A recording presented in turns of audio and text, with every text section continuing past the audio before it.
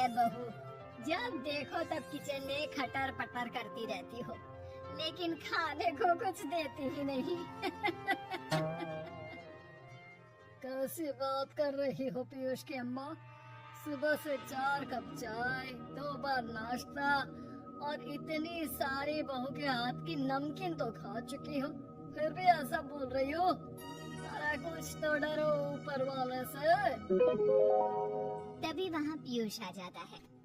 क्या है सरस्वती, इतनी देर लगती है क्या टिफिन बनाने में? एक काम है घर का तुम्हारे पास, वो भी नहीं कर पाती हो वक्त पर।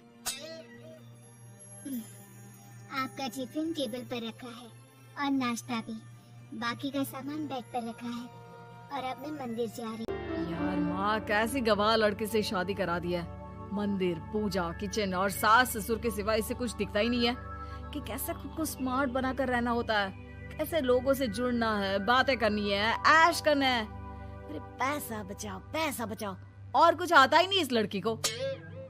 जो क्वालिटी तू गलत तरीके से बता रहा है ना, दरअसल एक अच्छी गृहिणी की वही सारी अच्छाई होती है बेटा। घर को चलाना, समाज में इज्जत दिलाना और घर वालों का ख्याल रखना, और चाहिए ही क्यों? अरे क्यों नहीं चाहिए कुछ और? लड़की ऐसी होती है कि घर आए तो पूरा घर बदल कर रख दे, सभी को खुश रखे। लेकिन बहू के अंदर तो ये सारी क्वालिटी है ही नहीं। अरे खुश तो उन्हें रखा जाता है जो खुश रहना जानते हैं। तुम लोगों को तो कोई खुश नहीं कर सकता। पिताजी, अब आप ही लोग सोचिए, क्योंकि मैं किसी और से शादी करना चाहता हूँ। आप लोगों को बहू के साथ रहना है या मेरे साथ? क्योंकि मैं अब इसके साथ नहीं रह सकता। मैं बहू को नहीं छोड़ सकता। उसके मरते पिता को मैंने वादा किया था कि मैं उसे बेटी बनाकर रखूंगा। तो ठीक है ना माँ, तैयार कर ले अपना सामान, हम दोनों किसी और घर में रहने चलेंगे तेरी नई बहू के साथ। अरे हाँ बेटा, वही ठीक है, लेकिन मैं तेरे पिता के बिना भी तो नहीं रह सकती। तो मेरे बिना रह सकती हो?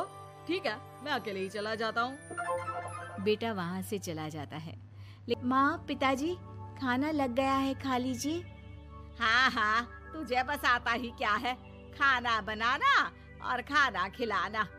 अरे सुन, मेरे सारे कपड़े पैक कर दे। क्यों माँ जी, कहीं जा रही हैं क्या? हाँ बेटे, ये अपने बेटे के साथ रहने जा रही है, लेकिन घबरा मत, तेरा पिता तेरे साथ है। बहू समझ नहीं पाती कि उसके साथ हो क्या रहा है, लेकिन फिर ससुर उसे सारी बात बता देता है। बेटा, ये नई बहू कब आ रही है? मुझसे घर का काम नहीं होता। वैसे भी तेरी पहली निकम्मी बीवी ने मुझे किसी काम का नहीं छोड़ा।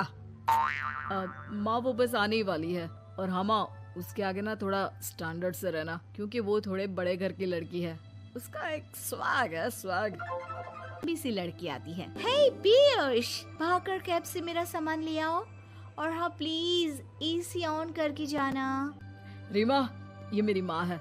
तुम चाहती थी ना कि मेरी माँ हम लोगों के साथ रहे। हेलो आंटी जी, हम लोग ना जल्दी शादी कर लेंगे, फिर मेरी जैसी टॉप लड़की आपको अच्छी बोलेगी।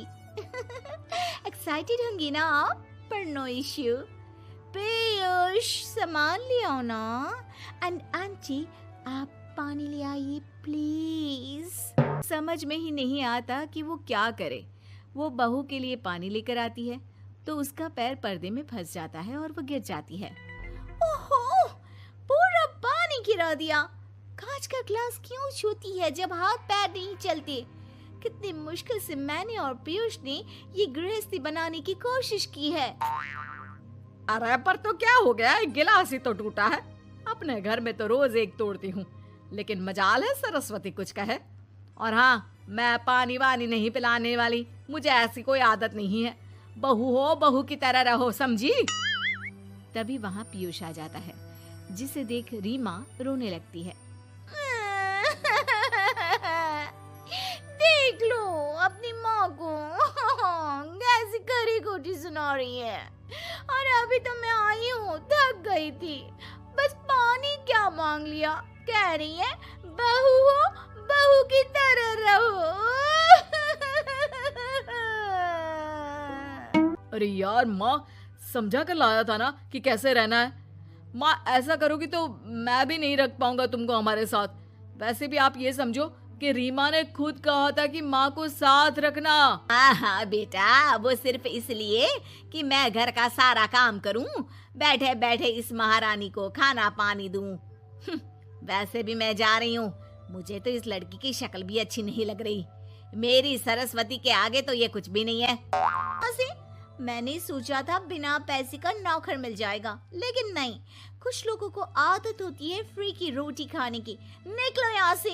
पीयूष, धक्के मार कर निकालो इस औरत को यहाँ से। अरे ये कैसी बात बोल रही हो रीमा?